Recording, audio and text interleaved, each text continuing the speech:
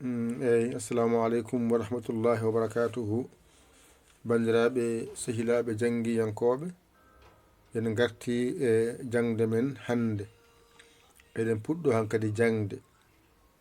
Allah walli on kollama dendagal ko poɗɗo hollede. Heddi hankadi ko rendinde ko hollano ko no sañorto, no andorto, no famorto. Bisimillah. Ayi. Ɗo wonno baa mo jangunɗa o. Ay ɗum ɗo woni siñiije. Ay so woni hakkunde. Ɗum ɗo woni mimarak so woni sara. Ay nani. Alif nani.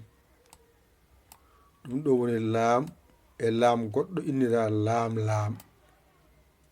Ɗo garata ɓenna ɗo mbaɗani ha ɗo ko ha saqiru aɓenama ha mawɗo so woni sara binndol yo wiye ha saqiru o dow moni. Alif nani. Laam so adima ni windirte. Ɗum ɗo ko ɗo saŋi e makko wiya ara. A wiyanoma so ɗum ɗo adima yo wiye ha tongu. So woni hakkunde yo wiye mim. Ay ɓenna yeeso nde wona wawde mim. Allif o so woni dow mbiyama allif jowiɗo. Juburna so wattidima e bindol nunarak. Ay nani. Allif arti nani. Ay laam o arti ɗo o moni. Ara arti ɗo nani. Ha tongu arti ɗo nani. Ɗum ɗo so woni hakkunde walla arwande ko jubriya wiyete nani. Jubriya a hollama so woni sara yo wiye yanara. Mim so woni sara bindol yo wiye mimarak. Wadde nani. Wadde joni kam a andi no bismillahirrahmanirrahim windirte. ɗone allif nani. Ay laamu o moni. Ay ha tongu so woni hakkunde bindol ko ha cewɗe mbiyata ɗum. Ay mim nani. Hakkunde woni.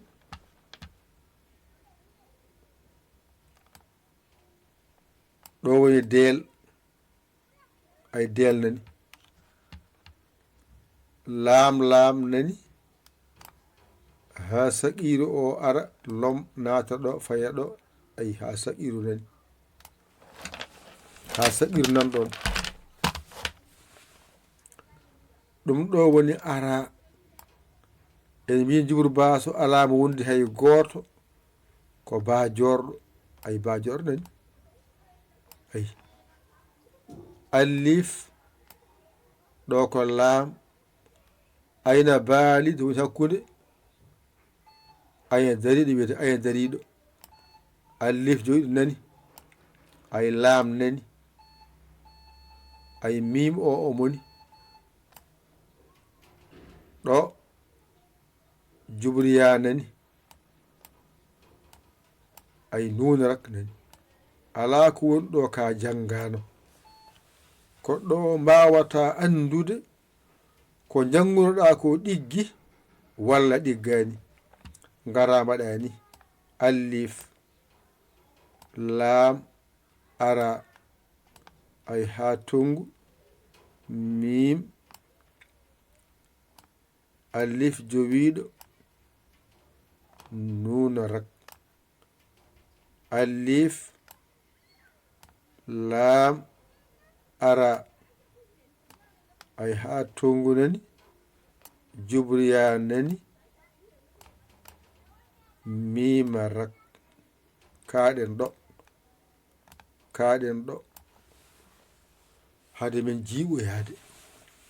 Nde ɗo windande ala ko woni e mayre hay hunde ka a janngano.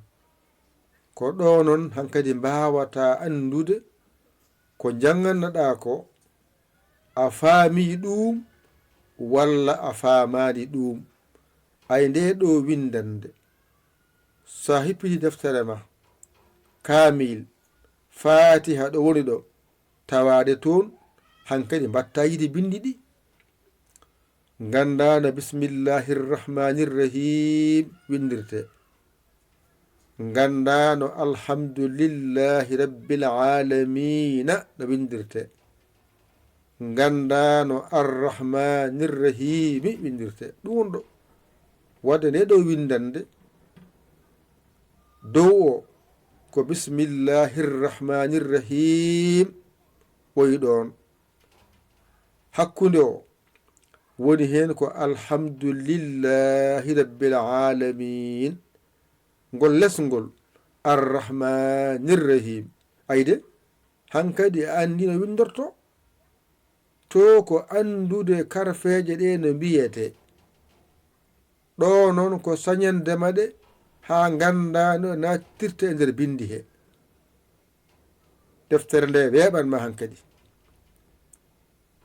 wadde hande en jangi bismillahirrahmanirrahim alhamdulillahi rabbil alamin arrahmanirrahim ko ni windirte deftere ma gudditta jaha to wiyete fatiha to tawa ɗum toon hankadi ma wattu yide bindi ɗi e deftere nde